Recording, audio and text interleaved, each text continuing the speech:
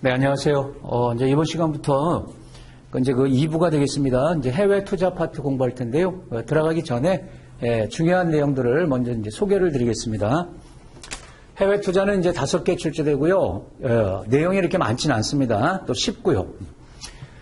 자, 제일 먼저 우리가 이제 뭘 공부할 거냐면 국내에만 투자하지 않고 이제 해외에 투자할 때 이제 좋은 점이 있는데 그 해외 투자 이제 동기가 나오거든요. 이제 크게 두 가지 측면이 있는데 왜 해외 투자를 하냐? 위험을 줄일 수 있어요. 특히 이제 체계적 위험, 비체계적 위험이 아니고 시장 전체 위험이 있지 않습니까? 이 체계적 위험을 이제 줄일 수가 있고요. 또 국내에 투자할 때보다 이제 초과 수익의 기회를 만들 수가 있다는 거예요. 그래서 요 이제 체계적 위험을 줄이기 위해서는 국가 간의 이제 그 상관관계 분석이 중요한데 이 상관관계를 이제 분석할 때 이제 로라고 이렇게 보면 되죠. 이제 주의사항이 있단 말이에요. 이제 그런 것들 살펴볼 거고, 요 초과 수익이 어떻게 발생하냐, 이것을 이제 CAPM 모형을 통해가지고 좀 이제 논리적으로 접근하는 거예요. 요 이제 CAPM으로 이제 그 종목의 기대 수익률 구하는 이제 공식이 있죠. 그걸 가지고 이제 어떻게 초과 수익이 나는지 살펴볼 거고요. 다음에 이제 해외 투자했을 때 우리가 이제 수익률 위험을 계산해야 되는데, 그건 이제 자국 화폐로 바꿔서 계산하는 거거든요. 이제 수익률과 위험. 자, 요걸 계산할 때 잠깐 이제 소개를 드리면 자국 통화 수익률, 해외 투자할 때 이제 화폐를 바꿔갖고 투자하니까 그 이제 우리로 치면 이제 원화 수익률을 계산할 때 이제 두 가지를 보는 거예요. 자, 이제 외국 주식에 투자했을 때 수익률하고 환율 변동률, 이제 환위험이 있기 때문에 요 두 개를 가지고 자국 통화 수익률을 이제 계산하는 거고요. 두 가지로. 그다음 이제 위험을 우리가 이제 분산으로 측정한다고 봤을 때, 자, 분산이라는 게 이제 수익률의 변동성이니까, 자, 시그마 제곱, 이게 분산이죠. 자국 통화 수익률의 이제 위험, 분산은 세 개 합의되는 거예요. 외국 통화 수익률의 분산값에다가 환율 변동률의 분산값에다가 이제 중요한 게 2배의 공분산이 있어요. 이제 코베어리언스, RF하고 이제 환율 변동률, 요 이제 상관관계도 위험에 영향을 주고요. 그래서 이제 수익률은 두 가지 측면으로 계산을 하는 거고, 위험은 세 가지 측면으로 계산한다. 자, 요 계산 문제가 나는 게 아니니까 여러분 이해만 하시면 되는데, 특히 여기서 요 이제 2배보다 요게 중요해요. 요 이제 공분산, 요게 이제 위험을 키울 수도 있고 이제 줄일 수도 있는 건데, 그래서 이제 세 번째, 요 부분만 따로 띄어가지고, 요걸 말로 하면 이렇게 되는 거예요. 투자국, 통화와 주가. 이 이제 상관관계를 보는 거예요.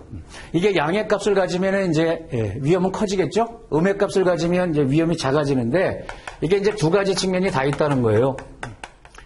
양의 값을 갖는 측면도 있고, 음의 값을 갖는 측면도 있고, 그걸 이제 전문용어로 뭐 국제 투자 논리다, 경쟁력 논리다, 이렇게 이제 구분을 하게 되어 있습니다. 이 부분이 조금 까다로울 거예요. 그래서 여기만 잘 이해하시면, 나머지는 이제 어렵지가 않은데, 그 다음에 이제 우리가 해외 투자하면 이제 그 환위험이라는 게 있으니까, 요거를 이제 없앨라 그러면, 0으로 만들면 해외 투자하는 거 그 수익률 자체가 자국 수익률로 연결이 되니까, 이제 환해지라는 걸 할 수가 있는데, 환율 위험제 해지하는 방법. 여기 이제 여러 가지 방법이 있는데, 대표적인 건 이제 파생 상품을 이용해서 해지하는 게 되겠죠. 근데 특히 여기서 그 내재적 해지라는 말이 있어요. 내재적 해지. 자, 요거가 무슨 뜻인지 이제 이해만 해놓으시면 되겠어요. 그러니까 이제 별도로 해지 수단을 만들지 않아도 저절로 이제 해지 효과를 낼 수 있다. 이제 그런 의미가 되겠어요. 자, 다음에 우리가 이제 그 국제 증권, 이제 주식, 채권 이렇게 이제 해외 투자를 하지 않습니까? 그럴 때 이제 국제 주식 시장 얘기를 할 텐데요. 여기서 핵심은 뭐냐면 이제 기업들이 여러분 국내에만 상장하지 않고 이제 해외도 상장할 거 아닙니까? 그걸 이제 복수 상장이라고 그러는데, 복수 상장. 해외 상장할 때 이제 두 가지 방법이 있어요. DR을 발행해서 상장하는 게 있고, 원조를 그대로 상장하는 방법이 있는데, 요 DR 상장이 이제 중요한 거예요. 이게 이제 화폐를 그 나라 화폐로 이제 전환해서 상장하겠다는 거거든요. 우리나라 요 이제 DR 형태로 상장을 하는데 요게 이제 어떤 특징을 갖고 있는지, 또 복수 상장하면 이제 좋은 점은 뭐고 또 안 좋은 점은 뭔지 이제 그런 것들 공부할 거고, 다음에 이제 국제 채권 시장 파트에서는요, 핵심 뭐냐면, 자, 우리나라 기업이 이제 해외에서 자금 조달하기 위해서 채권을 발행하면 크게 이제 두 가지가 있어요.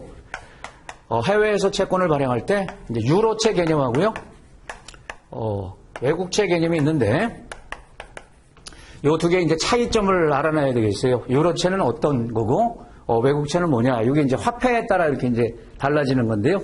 특히 요 유로채 비중이 굉장히 크기 때문에 여기에 대해서 우리가 이제 공부를 하게 될 겁니다. 외국채보다 이제 좋은 점이 많다는 거예요. 이렇게 이제 두 개 비교하는 게 채권 파트에서는 이제 핵심이 되겠어요. 지금 이제 중요한 것들만 이렇게 보는 거거든요. 자, 이제 마지막 장에서는 해외 이제 증권 시장, 이렇게 이제 주식이나 채권이 이제 증권이니까, 여기 이제 투자하는 뭐 전략이다 이렇게 돼 있는데, 자, 쉽게 얘기하면 여러분 국내에 투자할 때도 마찬가지지만 우리가 공격적으로 이제 투자할 수도 있고 방어적 투자도 이제 가능한데, 이 접근 방법이 다르다는 거예요. 공격적은 뭐 초과 수익 내려고 하는 거겠죠. 방어적은 이제 시장 수익 정도만 이제 목표로 하는 인덱스 구조를 만들어서 이제 운영하는 건데요. 역시 이제 요것과 요것의 이제 가정이 다르다. 접근 방법이 다르다. 자, 이제 핵심은 이런 내용이란 말이죠.